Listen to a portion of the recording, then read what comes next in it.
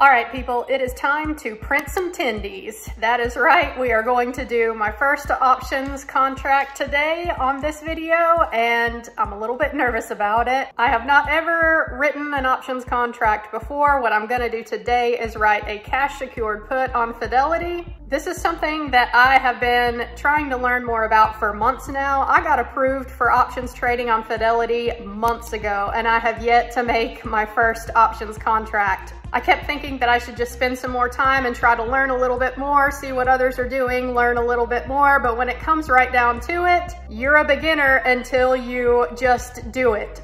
Just do it! It's time to quit the analysis paralysis and just write a contract and start to get more comfortable with this. So if you are also new to options, do not follow this channel for advice. Let me just tell you, I am not the person to learn from, very much a novice when it comes to this type of trading. But I am the type of person who likes to learn. I recognize that options can be done safely and that it's just another tool in your investing tool belt that you can use or not use. It's up to you. I'm open to learning it. I'm open to giving it a try. So that's what I'm gonna do. And down below in the description box, I will link to some channels that are great to follow if you're into this kind of stuff or if you would like to learn more. I will link to Jerry's channel down below, Dave's channel. I'll link to Thumper's channel. He is new and he has an awesome spreadsheet for options that I will share with y'all today. And I'll also link to Brad Finn's channel down below. He has some good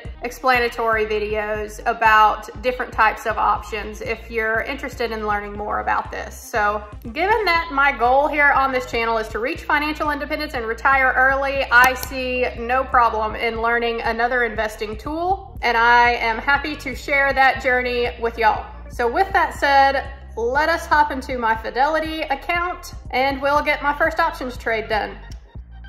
All right, here you can see the positions I have in this account. A very small reason why I had not yet started options was I was trying to get my MindMed position switched over to M1 Finance, so that way I could just use Fidelity for options. But for some reason, the clearinghouse that M1 Finance uses, Apex Clearing, they could not transfer my MindMed shares. They wouldn't tell me anything more than that, just that they couldn't do it. So I really don't know why, but I'm guessing that maybe it has something to do with the fact that I bought these shares on Fidelity before MindMed was listed on the NASDAQ. The ticker symbol used to be MMEDF, and it switched over to MindMed whenever they got listed on the NASDAQ. But I don't know, maybe that had something to do with it. Anyway, I couldn't get the shares transferred over, so I'm still gonna do options on Fidelity, but my MindMed position is just gonna have to hang out in here as well. So what I have done is move my $5,000 emergency fund into Fidelity. This is the cash that I am going to use to leverage to write my cash secured puts.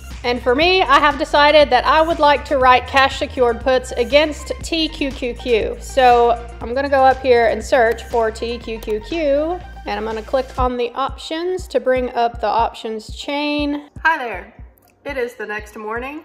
You are seeing this part of the video because I was editing the options video yesterday and I got a notice from Fidelity that my contract was canceled that I set up, which means that the order didn't get filled. I had a limit order placed for the day and it didn't get filled, so they canceled it. So it is now Tuesday morning, coffee in hand. We're gonna try this again and I'm gonna film my new options contract. Hopefully this one will go through since it has all day to work. We'll see. But even if it doesn't, at least you guys can see how writing a cash secured put contract works on Fidelity. So let's drop back into the options chain where we were and try this again.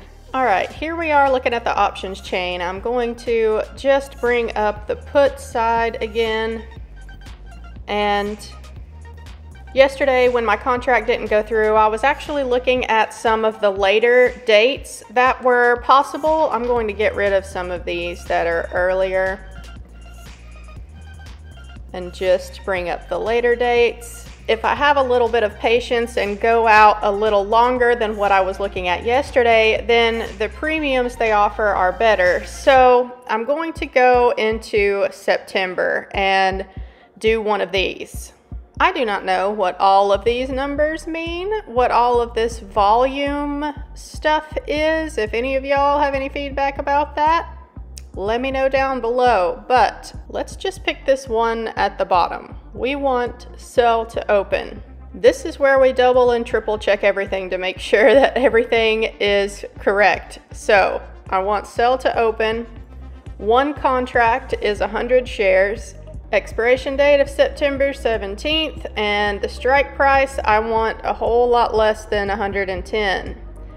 Now that I've gone out pretty far, I have a whole lot more options as far as the strike price that I want to set. Yesterday I did a $50 strike price, but I think I'm going to go even lower than that. I'm going to go down to 45. Let's see how the premiums are there. A lot better than it was with the $50 strike price that I had set to end in June. Let's check the 40.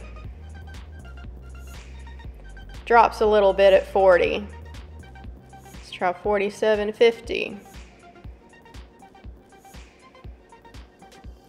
I think I'll leave it at, let's do 47.50.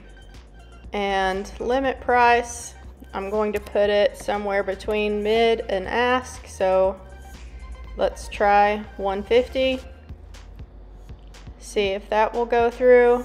Looks like they're taking a 65-cent commission again, so I would receive $149.35 in premium for this contract if it goes through. Okay, order received. So now we can see in the activity and orders tab, this is my new contract that I placed today. This is the one that got canceled yesterday, and you can see the difference in the premium is a big difference between June 25th and September 17th. So if I wait just a couple more months, then I'm getting about $150 instead of $35. And my strike price for the contract I wrote today is even lower than the one I tried to write yesterday. So today's contract is even safer than the one that I did yesterday. And I just brought up TQQQ here on Google to show y'all where the price has been over the last year. And y'all can see, this is, I think a 47.50 strike price is pretty safe. It hasn't been down in the 40s since last year around this time. So it would take a big drop for it to go down that far. Again, I feel like 47.50 is safe, but even if I do get assigned the shares, entering into TQQQ at 47.50 for 100 shares is a great price. So let's talk about all of this just for a second. Why I chose TQQQ. TQQQ is a technology ETF that follows the Qs, the regular QQQ, and the difference is TQQQ is triple leveraged, meaning that if QQQ goes up 10%, then TQQQ is going to go up 30%. The opposite is also true. If the Qs drop 10%, then TQQQ is going to drop 30%. So in some people's eyes, it's a more risky investment. It is more volatile, but I think when you're doing options on it like this, as long as you take into account that triple levered aspect, then you should be okay. So now that I've written this contract, one of two things will happen if it goes through. One, we will roll up on September 17th and TQQQ will not have ever dropped to the 47.50 strike price that I set, which means that my contract will expire worthless and I get to keep the $150 in premium. Or the price of TQQQ will have dropped down to the 47.50 and I will get assigned those 100 shares at 47.50. But to me, I consider both scenarios a win-win. If I do get assigned the shares at 47.50, what I will then do is turn around and write a covered call contract agreeing to sell those 100 shares at a certain price on a certain date for a profit. So not only will I collect the premium for writing the covered call, but I will also get some capital gains for selling those shares at a profit. And I know some of the arguments that I hear fairly commonly about options is that you are capping your upside, and In the case of writing a cash secured put like I have today, then you are potentially catching a falling knife if things start crashing and you've agreed to buy shares at a certain price and then the share price keeps dropping below the strike price that you set. This is why I set such a low strike price to begin with, to help with this. But the way that I look at it is that really the same holds true even if you're just buying and selling stocks on a regular day. Nobody knows where the bottom is. Nobody knows where the top is. So you can just do a regular market order for the day, and the stock that you have picked to buy could continue to go up or continue to go down, and either you have overpaid or underpaid for the stock. So like they say, you are not gonna go broke taking profit. So that's the way that I look at it. And I know some of you might be thinking, what will I do if I have an emergency come up and I need this $5,000 that I've put into my Fidelity account to write all these options? And what I will do in that case, if something happens and I need that money, then I'll go into Fidelity, I will buy back the contract that I've written, and I will have that money available to me. I will have to pay to do that, obviously, but still, I can cancel the contract and get the money back and use it in case of emergency. So let's talk about why I decided to risk my emergency fund like this. I do recognize that options are not risk-free, but I am trying to minimize my risk as much as I can doing this, and I am comfortable with the amount of risk that I have put towards this. Oh goody, I just got a text from Fidelity that the order has been filled. So yay, my options contract went through, and we'll double check in just a second and see if that premium has showed up in my account. Anyway, what was I saying? Oh yes, risk. So I'm comfortable with using my emergency fund as leverage to write these options contract. Again, I feel like I am doing options at a pretty low risk level, so I'm comfortable doing this. Now, the reason I wanted to put this $5,000 to work for me is because inflation is a thing. We're seeing it happen, and I am sure that y'all are aware that high yield savings accounts right now are a joke. They are not high yield. I had this $5,000 sitting in Ally, so I believe the rate that Ally was paying me was 0.4% interest on that savings account. So let's just do some quick math here. I'm gonna look at my computer for a second. I earned about $150 on this $5,000. So 150 divided by 5,000, that gives us, oh, the sun is coming in. We gotta go back over here. That gives us 3%, a 3% return on my money right off the bat. So already way better than what Ally was giving me. But this was just one contract. So if I'm able, let's see. So the contract I wrote is pretty much 3.5 months from now. So for argument's sake, let's say that I am able to do this trade 3 to 4 times a year. We'll go with 3 times a year just to be on the more conservative side. So 3% times 3 is a 9% return on my $5,000 versus just letting it sit in Ally and earn me 0.4%. So therefore, it is my opinion and thought process here that putting this $5,000 at a small amount of risk to get me a much, much better return than sitting in a savings account somewhere seems like a better idea to me. So let's jump back into Fidelity real quick and see if that premium has showed up in my account. All right, so here we are. Again, we are looking at the activity and orders tab, and y'all can see this time my contract I wrote today is filled at $1.50. Now we are looking at my balances tab, and y'all can see that my cash available to trade has dropped because I now have about $4,600 tied up in this options contract.